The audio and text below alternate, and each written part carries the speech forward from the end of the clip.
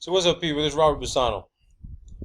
I want to come to you guys today and present this little 12 and a half minute or so presentation by Mr. Don Pettit. I know you guys, some of you may remember him. I did a nice little video on some of that bullshit that he was telling everyone at another conference regarding how fast the earth moved and how quickly the camera needed to be prepared, how much time you had to take a photo because the ISS was moving 17,000 miles an hour and you had maybe 3 or 5 seconds to take a good shot. How about that shit, right? So Don Pettit, man, I give it to him, man. I think they're getting ready to use him to disclose the truth of what the fuck's really going on with NASA. And here's what I think is going on, is that they're going to admit there's no fucking people up there. Never been any fucking people up there. And he's going to tell you why. He's still a fucking idiot, but he's going to tell you why. So I want you to listen to this and develop your own opinion. But we're going to critique it a little bit. It's 12 minutes, 16 seconds. I want you to listen to what he says, okay? Stand by. Tyranny of the rocket equation. What is the tyranny? If you have a rocket, its design hinges on a momentum balance that we call the rocket equation. And the rocket equation involves the magnitude of the gravity field that you are navigating in, which basically says where do you want to go. And you have to have propellant, right, because you got a rocket. And the propellant gets its energy from chemical bonds. So these two things that human beings have almost zero control over, the magnitude of gravity and the energy of chemical bonds, constitutes what I call the tyranny of the rocket equation, because it holds a strong grip on how we can make our rockets. Now, notice, I have the latest hipster computer-generated fonts.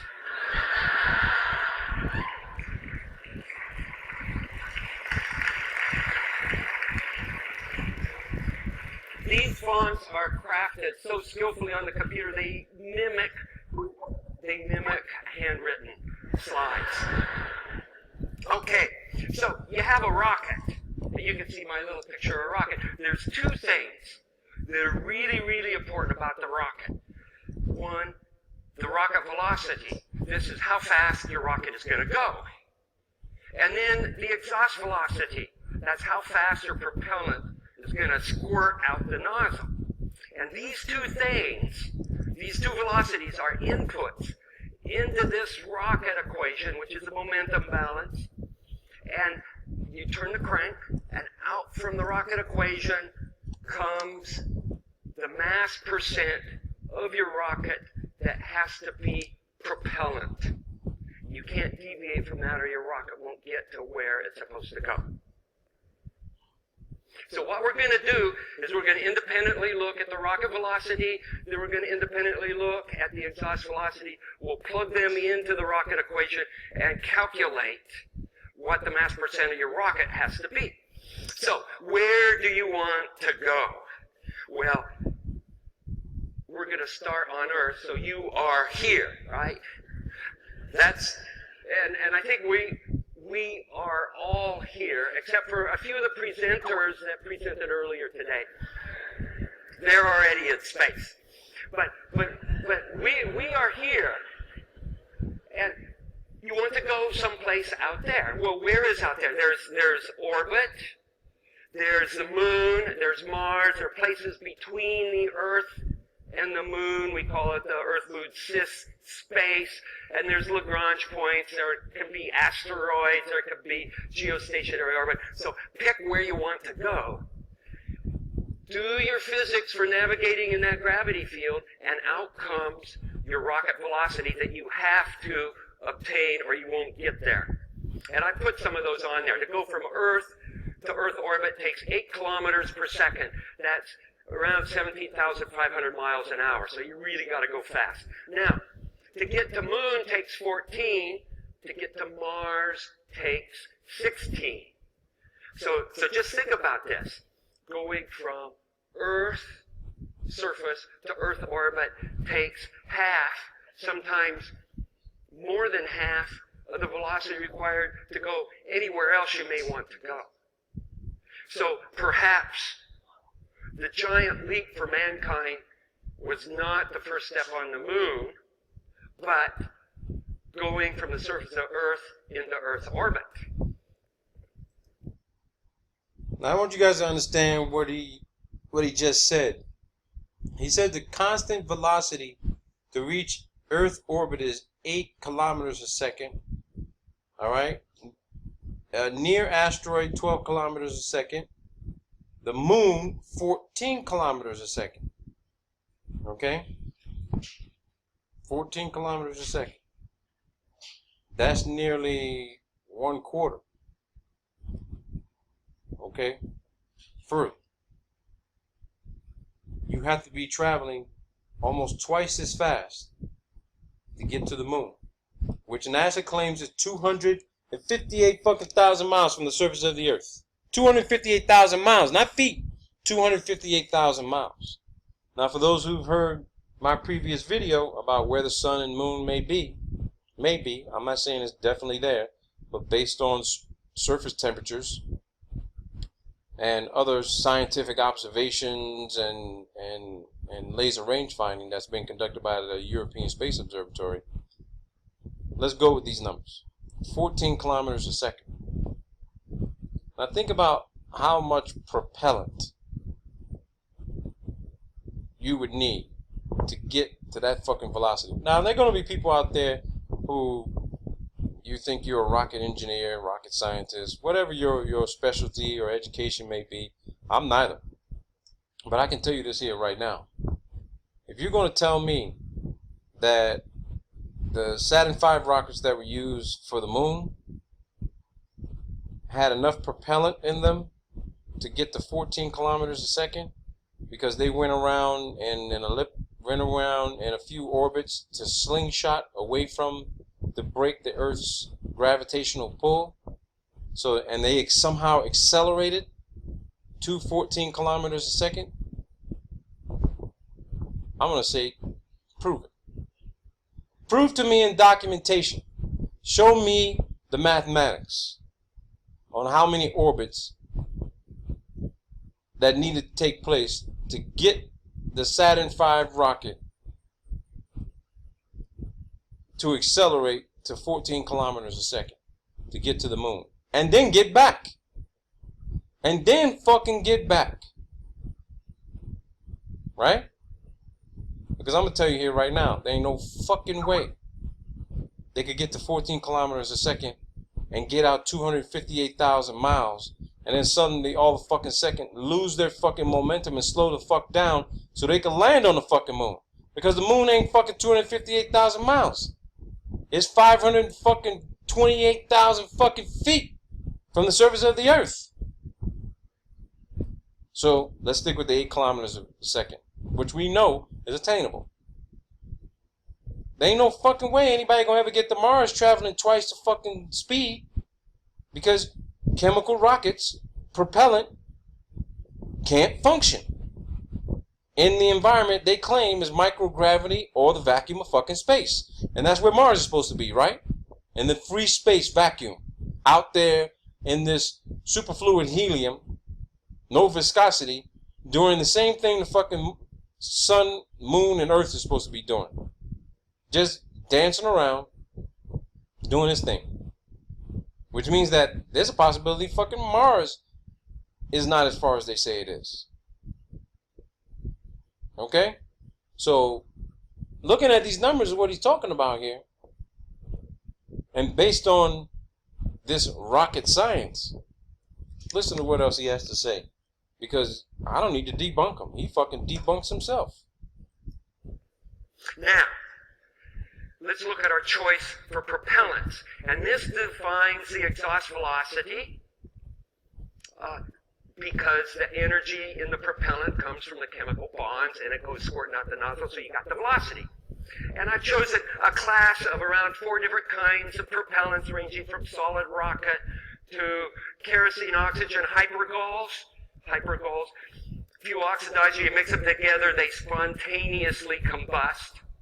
I had a friend of mine who he would always describe his latest relationship with his girlfriend as hypergolic. And then we have good old hydrogen oxygen, which turns out to be one of the more energetic chemical reactions we could use. And these are all chosen from real rockets, so we can take real payload and real human beings into orbit right now.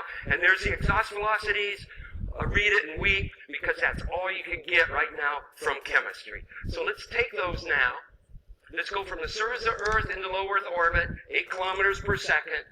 We're going to choose a variety of rocket propellants, plug them into the rocket equation. All the chalk dust is going to fall, and here is the result. Okay, look at that. Mass percent propellant. They're all around 90%. That means your rocket's in a launch pad, 90% of it is propellant, and 10% of it is everything you think of as the rocket. And that's dictated by this tyrannical equation called the rocket equation. Now, this is a pretty simplistic approach. It's almost a naive approach, something that you do as a freshman in physics class. But real rocket scientists, or really, I should say, rocket engineers, sharpen their pencils and let's see what real rockets can do. And there's the Saturn V, the Space Shuttle, and Soyuz. Now, I want to make a good point here. He shows how much mass percent propellant you need just to get to Earth orbit, low Earth orbit, at 8 kilometers a second. The highest percentage, solid rocket fuel, 96%. 83% of hydrogen, 93% of hypergols, which is how he explains is that when you put two substances together, they automatically fucking explode. Kerosene O2, 94%. So if you need that much, and you're not carrying a payload at all, and you just need to get the low Earth orbit, 8 kilometers a second velocity, what happens when you fucking get there, right? So, if you need to go to the moon, right, that means you got to travel further and faster. Further and faster. Which means you got your solid rocket fuel that's probably going to be around 98, 99%. 96, 97% kerosene O2. Probably 95, 97% hypergols. Hydrogen, definitely going to be around 90, 93, 95%. So that leaves 5% of the rest of what you're carrying that you need to put up into space above 328,000 feet. That's a pretty fucking small vehicle. It can't be the same fucking space shuttle that you're launching up there when you got to go to the moon.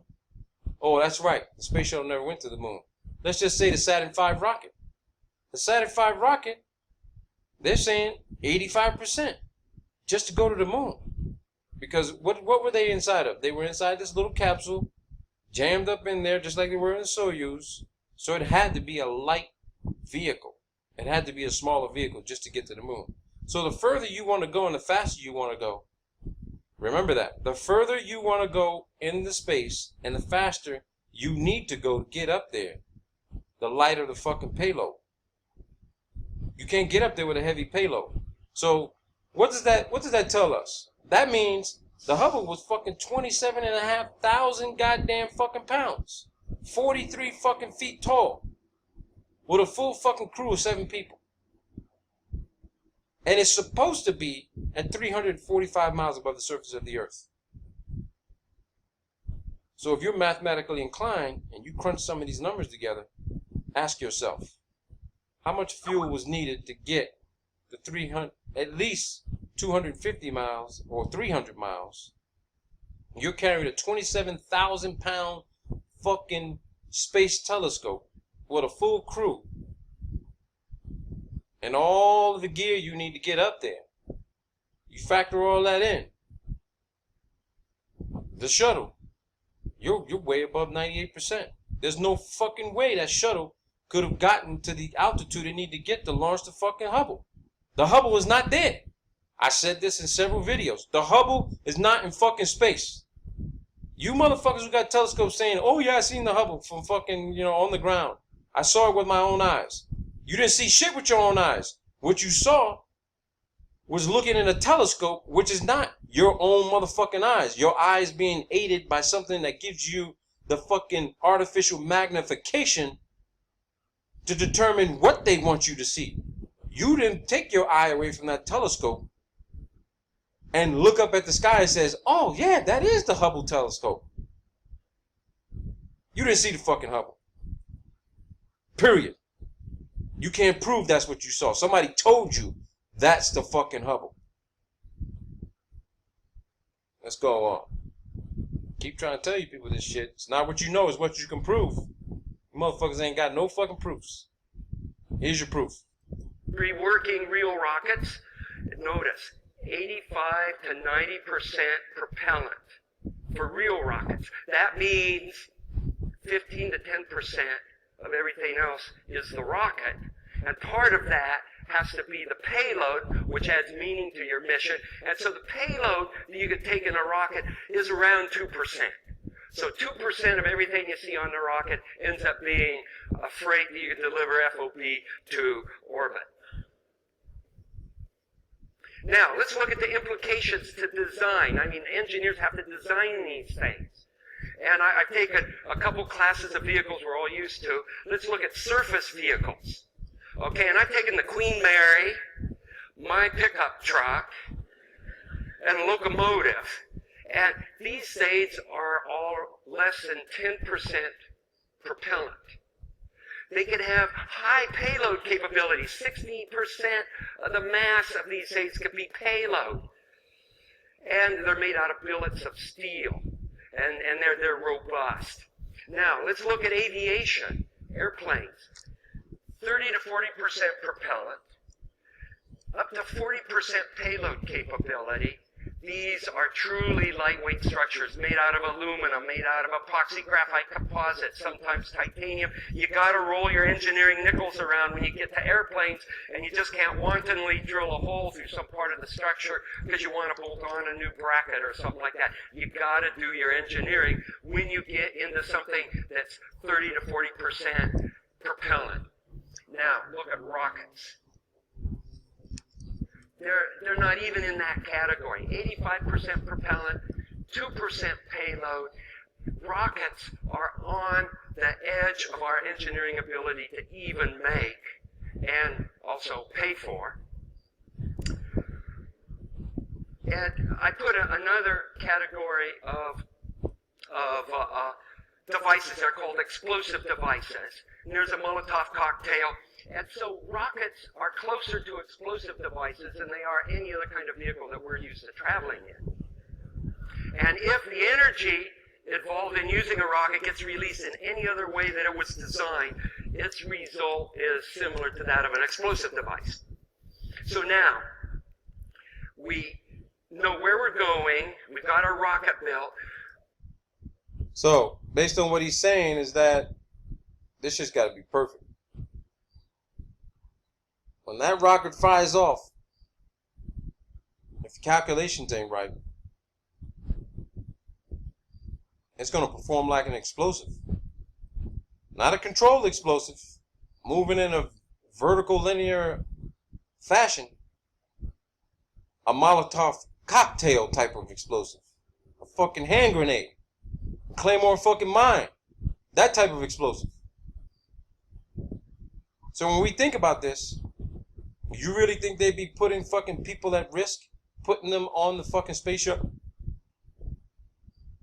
And taking a 50 fucking 50 chance that this fucking thing could explode right there on the fucking launch pad? Or not even reach altitude just like every other rocket did that they've tested and it just blows the fuck up? There ain't no people on those shuttles. And he's gonna tell you there's never been no people. He's using key words like real rockets. Why the fuck you gotta say real rocket? Is there such thing called a fake rocket? Are there fake rockets you guys been launching? Yeah, I think so. It's called fucking computer graphic generated image. But he says real rockets. I'm not gonna try to engage in a play on words and shit like that and play semantics with you people and, you know, engage in confirmation bias. Dude's got a PhD. He's pretty crafty with his words and how he uses them. But he's conveying a message. He's conveying a message to the masses. The title of this presentation that he's given is The Tyranny of the Rocket Equation. Okay? Let's keep listening to what he says here. Remember, all that shit they sending up in the sky, 50-50 chance that fucking thing is going to get to where it needs to go to. And there's another 50-50 chance that what you're looking at ain't fucking real. I keep saying, ain't nothing fucking real. A corollary question to the rocket equation is, what are you going to do once you get there? And gone are the days of going into space and coming back and saying, what a good boy am I. We have to go into space and we have to do something meaningful. And to do something meaningful means you got to bring payload. Did he just say what I thought he said? Gone are the days of going into space and coming back and says, I was a good boy. What the fuck?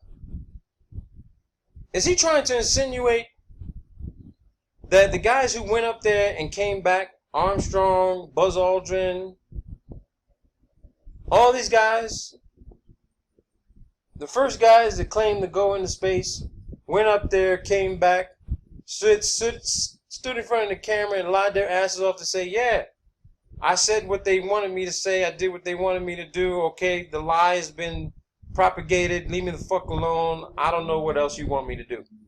That's basically what he's saying. And if you don't think that's what he's saying, go back to the fucking video. Let's see what he said. Let's see if we can catch it again. Let's see if we can catch the shit again. Into space and coming back and saying, what a good boy am I. We have to go into space and we have to do something meaningful. And to do something meaningful means you got to bring payload. You got to bring something there, science equipment, whatever. You got to bring stuff with you, and that allows you to do a meaningful expedition. And so it got me thinking about the mass, because the mass of payload that you can take with a rocket is so vanishingly small, it's almost just the rocket itself because of the tyranny of the rocket equation. So I started to look at the mass that you could bring on a meaningful expedition, and I broke it into two kinds. Sophisticated mass. This is stuff like computers, life support, power generation, electronics, all this kind of stuff. And then there's mass that I call dumb mass. This stuff, air, water, propellant, cement, bricks, things that are needed by simply their bulk chemical composition or their physical properties. And then you look at a couple of different kinds of missions. You can look at exploration missions, sorties where you go someplace, come back.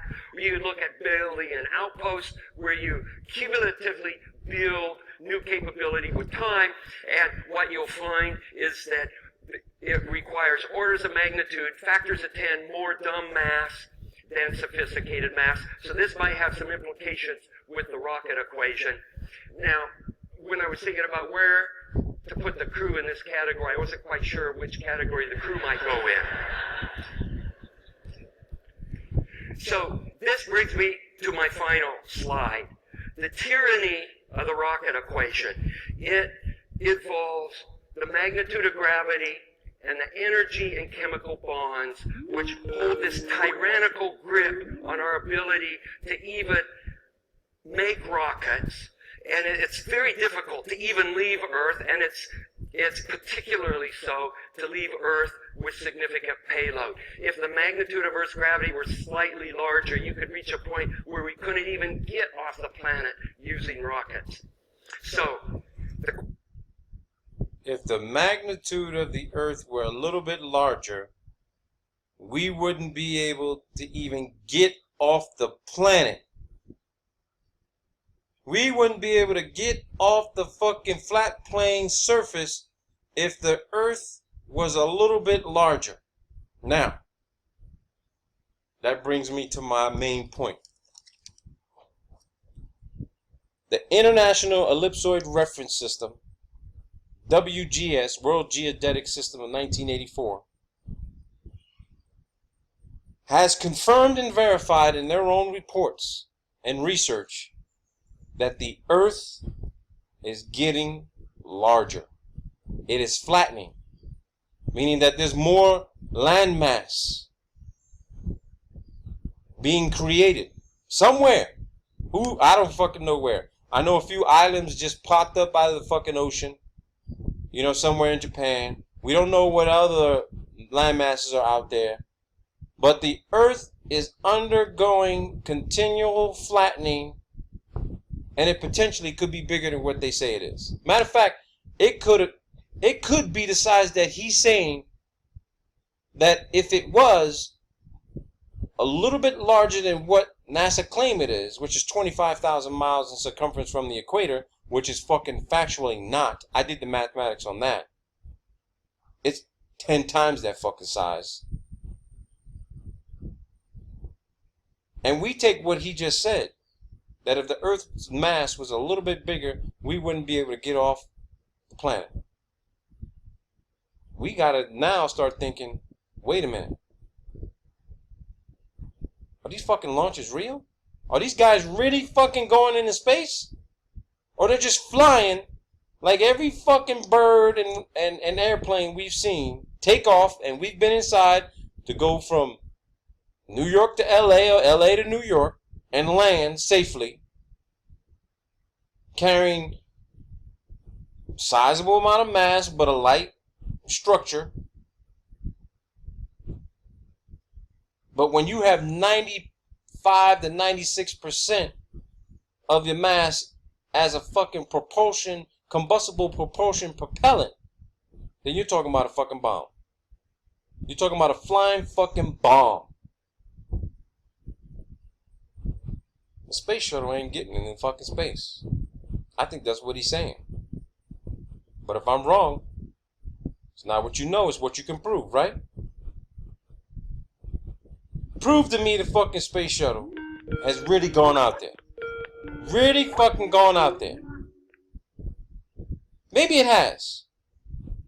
Which means that all those other issues I talked about with regard to super helium, superfluid, dark matter, dark fluid, they're not getting to the Kármán line.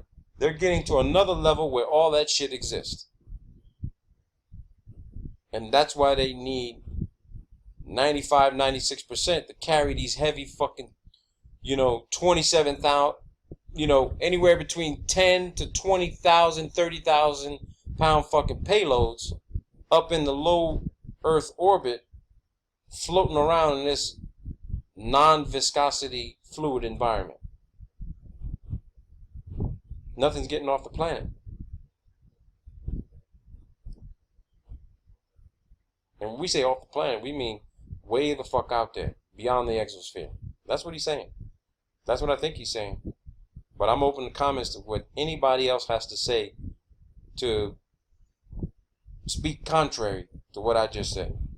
You're going to have your own interpretation. You're entitled to that. I want to hear it. I hope it makes sense. I hope you got documentation to back it up, because if you don't, keep your other fucking stupid comments to yourself. Get your own fucking channel. Put up your own shit. Question that I'd like to plant in all of you guys and gals' minds is something to do with rethinking rockets. Is there some other way to get off of Earth without using a rocket? Hence, you could... Is there some other way to get off the Earth without using a rocket? Is there some way to get off the Earth without using a rocket? He didn't fucking just say that. He did not just say we can't fucking do it the way we've been wanting to do it. Because back in 1945, when we were conducting upper atmospheric testing with the Naval Research Laboratory and the Jet Propulsion Laboratory in the U.S. Army, we launched fucking a dozen rockets. None of them got beyond 73 miles, and they weren't carrying payloads. They were actually, packed with all this propellant, and we just wanted to see how far we could get, and we found out we can't fucking get to the Kármán line. We can't get out there. And here you have this guy in 2013 suggesting, putting an idea in the audience's mind. Is there another way we can get off the planet? Because NASA needs some fucking help. We got the space program, but we ain't fucking ever gone to space.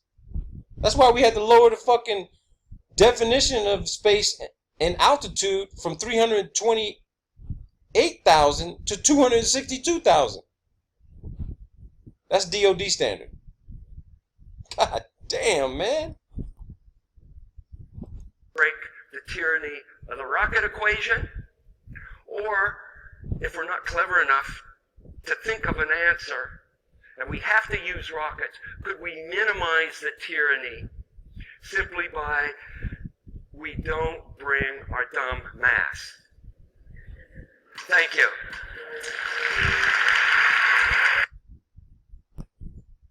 And this guy just finished off with saying, if we can't be clever enough to figure out how we can use rockets and eliminate or decrease the amount of dumb mass, that's fucking payloads, people, fuel, you name it. These motherfuckers are looking for another way to get out off the fucking planet, because they can't do it with fucking rockets. That's what he said. That's what he fucking said, people. That's what he said. Let's hear it again. That's what he said. Is there some other way to get off of Earth without using a rocket? Hence, you could break the tyranny of the rocket equation. Or, if we're not clever enough to think of an answer, and we have to use rockets, could we minimize the tyranny simply by we don't bring our dumb mass? Thank you. And there you fucking have it. What he's saying is that the amount of shit, the amount of fuel you gotta have, chemical propellant, to get a rocket into fucking low Earth orbit at 8 kilometers a second, you gotta have 93 to 96% propellant just to get at a velocity of 8 kilometers a second. The rest of that shit is payload. So you got a full crew of people. You've got whatever their gear is. They're going to need water. They're going to need food. They're going to need any kind of other emergency shit just in case something goes wrong. Every single fucking pound has to be accounted for. So that 96% could go to 97%, 98%. The tyranny of the rocket equation. He basically said to me, just to me, that's what I'm interpreting, that if we're not clever enough to figure out a way to use some other means of fucking vertical transportation to get off the planet into space that doesn't require people and all this dumb mass, then we're going to stay stuck on the fucking flat plane. That's right. Because that's exactly where the fuck we've been for the last goddamn 100 years. Stuck on the fucking flat plane surface of the earth. We just can't do it. You start putting this shit together, it's unfucking predictable. The tyranny of the rocket equation. You put all that propellant on there, you put it on a launch pad, you see what happens with fucking SpaceX, with all the failed rocket launches that you can find on YouTube on videos. You actually gonna put people inside these fucking things and count down the motherfucking 10 and cross your motherfucking fingers and your legs and shit and say, oh man, I hope this fucking works, I hope this works out. Lift off, boom! Oh shit, back to the drawing board. Next crew, you got motherfuckers lined up waiting for the launch. These motherfuckers do so much training and hope their fucking number doesn't get called. Because they don't want to be strapped. They don't want to be the ones to be strapped in at a motherfucker and say, okay, I'll go. They ain't going nowhere, man. The motherfuckers are getting on a C-17, C-130 and getting their asses flown down the fucking Antarctica to the Concordia station and freeze their motherfucking asses off.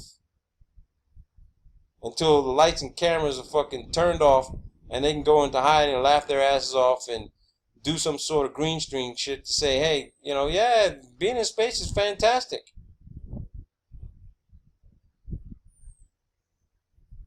It's blacker than the blackest black. I've been wanting to be an astronaut all my life.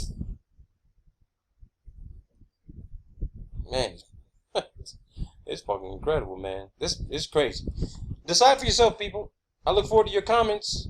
You ain't got nothing nice to say. Don't say fucking nothing at all. Put up your own fucking channel.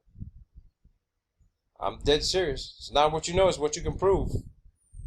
And there you have it.